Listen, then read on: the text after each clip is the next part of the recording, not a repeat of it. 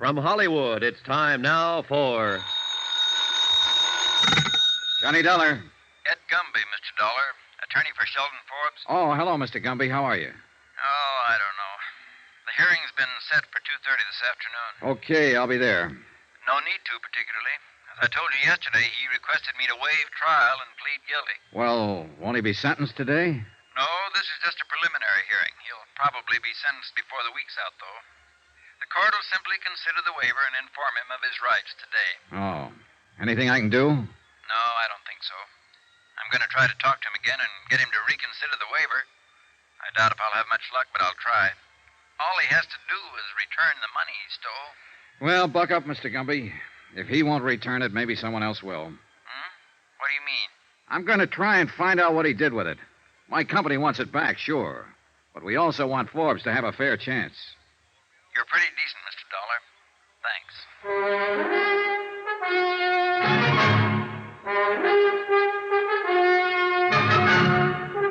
Tonight and every weekday night, Bob Bailey in the transcribed adventures of the man with the action-packed expense account, America's fabulous freelance insurance investigator. Yours truly, Johnny Dollar.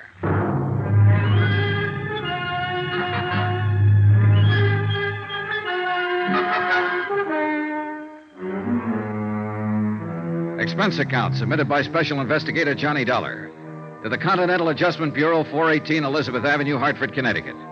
The following is an accounting of expenditures during my investigation of the Forbes matter. Embezzlement and a very frustrating case. Expense account continued. Item 6, $3.50, lunch. For myself and a Mr. Arnold Haven, head of the accounting department for Century Styles Incorporated. Mr. Haven, a tall, balding man in a dark suit, had ulcers. His poached egg and dry toast didn't interest him too much. Well, what's going to happen to Forbes? Oh, I don't know, Mr. Haven. That depends on several things. Right now, I have to tell you that it looks like he'll go to prison. Worse than that, it looks like he wants to go to prison. He's waived trial. Prison. That's too bad. Too bad. I always liked Sheldon Forbes. You hired him, did you, Mr. Haven? Yes, I hired him. He was a good man right from the start. He did his job, and he did it well. I never had a complaint against Forbes. Why do you suppose he stole the money? You've got me, Mr. Dollar. We paid him the going rate. That's a good salary for accountants.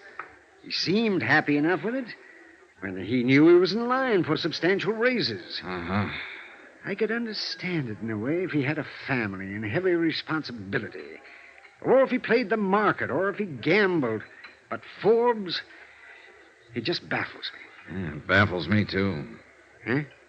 Oh, yes, of course. Well, the people around the office, they're pretty upset about this. Any particular people, Mr. Haven? Everybody. But anyone in particular? A girl, for instance. Oh, a girl, yes, I see. Well, no. Did he go out with any girl in your office? No, most of them are married.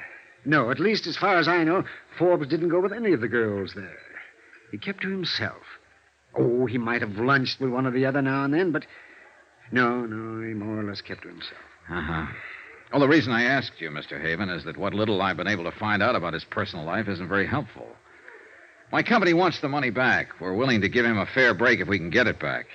And he's pretty stubborn about cooperating. Yes, we know about that, Mr. Dollar. But how can we give him a break if he doesn't want us to? And we can't find out anything about him. Look, if there's anything you can think of, any reason he might have had for taking the money. And I've racked my brain. I can't think of any reason. Now, wait a minute. Just a minute. I did notice a change coming, Forbes. It was about a month or 6 weeks ago. Oh, it was nothing, really. It was just, I guess, an anxiety about him. Well, he took all the money within the last 4 weeks. Would that correspond? Roughly, yes. Well, that's a start. I hope. I returned to the accounting offices of Century Styles with Mr. Haven and spent 2 hours questioning different members of his staff regarding Sheldon Forbes. His habits and his personality were pretty much the same as Haven himself had described them. Expense account item 7, $4, gasoline. I put a tank full of gas in my rented car and went over to an apartment on 59th Street where Sheldon Forbes had lived. According to the penciled note above the first door to the right of the entrance, Mrs. Anastasia Konopka was the manager.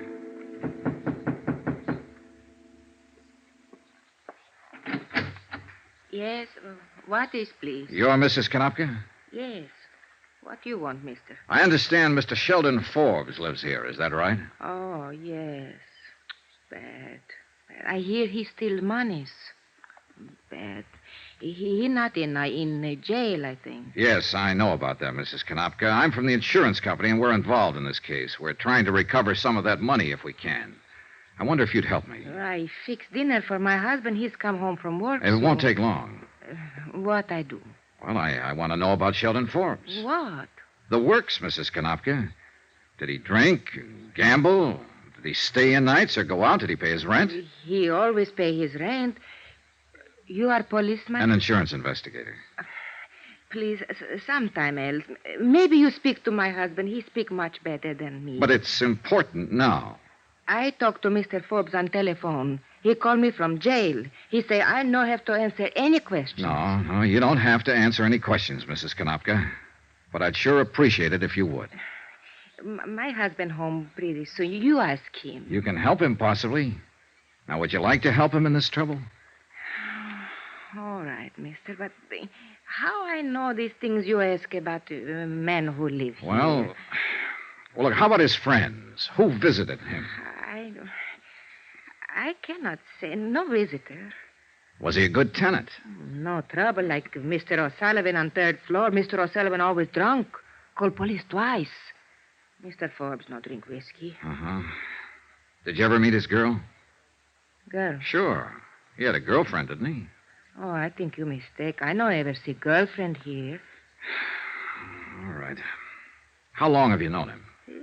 5, 6 year maybe. Ever since he moved in here to this place. But no girl. No. Well, how'd he spend his time? Work. He work very hard. No, I mean besides working at the office. How else did Forbes spend his time? He poor feller, that one. Huh? Sure, he steals money, but he poor feller just the same. For him, I feel. Yeah. Mr. Forbes, he quiet and he think. I know he live up in that little room quiet and think. He does all time think. No whiskey, no girls. Oh, he paint sometime, listen to music, think. Oh, my husband dinner burn. Please, you go Well, now. just a minute. I'd like to see his apartment if I can. Oh, no matter. Here. You bring back key, please. Sure. Thank you, Mrs. Konopka. The apartment Sheldon Forbes called home was as dismal as the neighborhood. A tiny closet kitchen, a bed that came out of the wall, a pair of grimy windows that looked across the court onto another pair of equally grimy windows. The furniture was threadbare and dusty.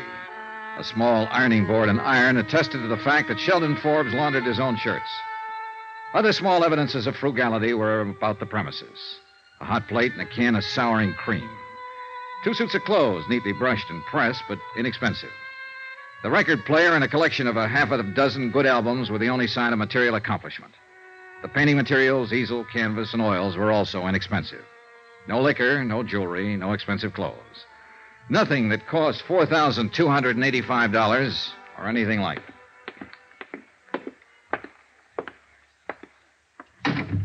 Oh. Here's your key, Mrs. Konopka. Thank you very much. Thank you. Thank you. Well, what you think? I think he's had a very lonely life here. Oh, Doc. Yes. Lonely is the word. Lonely. Wait. Has he got a car? In back, through alley. Thanks.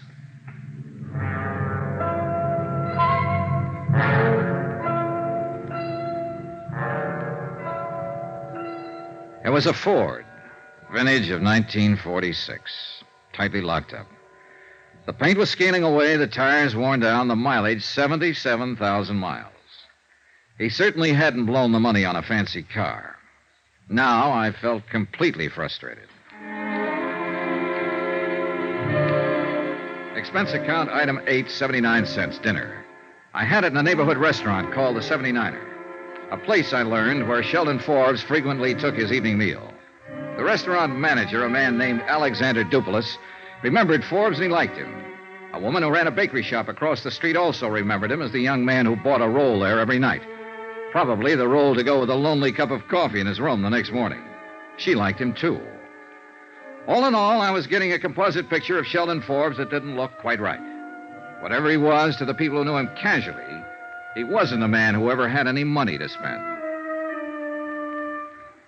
I dropped in at the city jail about 7:30, and I was surprised to find lawyer Edward Gumby sitting on a bench, briefcase in hand. Dollar? Hello, Mr. Gumby. Nothing new, huh? Well, that's the way it goes, I guess. We had some action today. Oh? Yeah.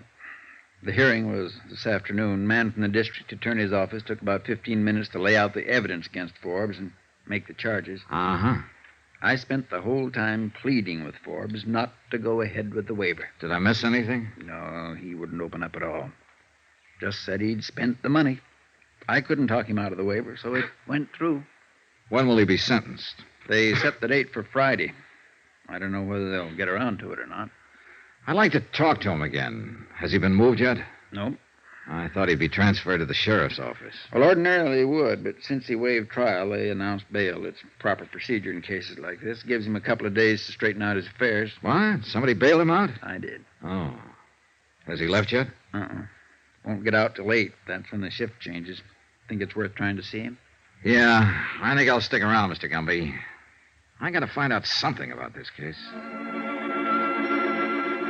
An hour later, when Sheldon Forbes emerged from the doorway and turned right, I was following him. When he caught a cab and headed uptown, I caught one and stayed right with him. When he got out at the Empress Theater and walked around to the stage door, I was standing by the alley entrance. 10 minutes later, he came back out, hailed a cab. Once more, I followed. This time, I followed him to his apartment on 59th Street. I waited 15 minutes before I went in.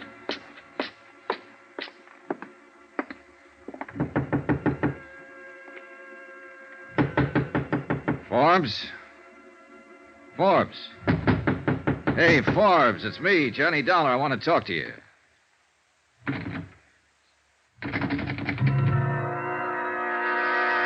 It took me a few seconds to understand what it was. I got a couple of whiffs of it coming from under his door. Forbes!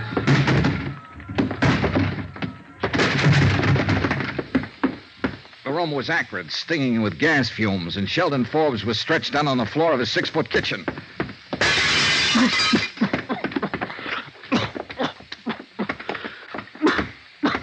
When I picked him up and carried him out, I didn't know whether he was alive or dead.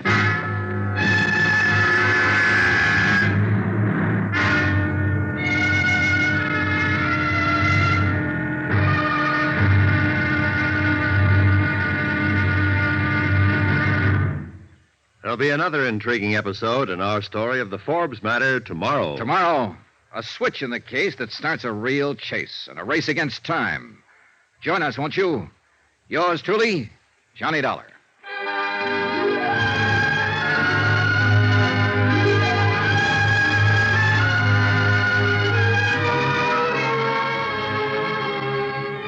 Yours truly, Johnny Dollar, starring Bob Bailey, is transcribed in Hollywood. Written by John Dawson, it is produced and directed by Jack Johnstone.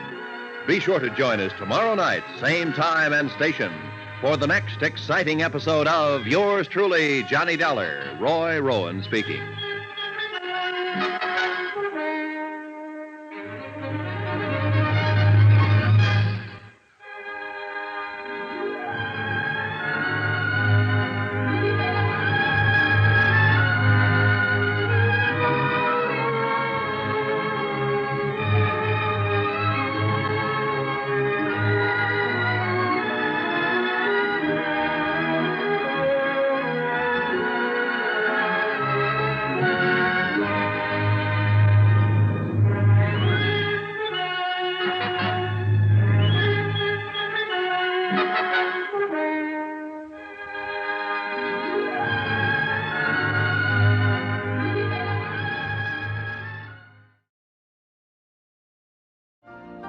You've been listening to the OTR Gold Network.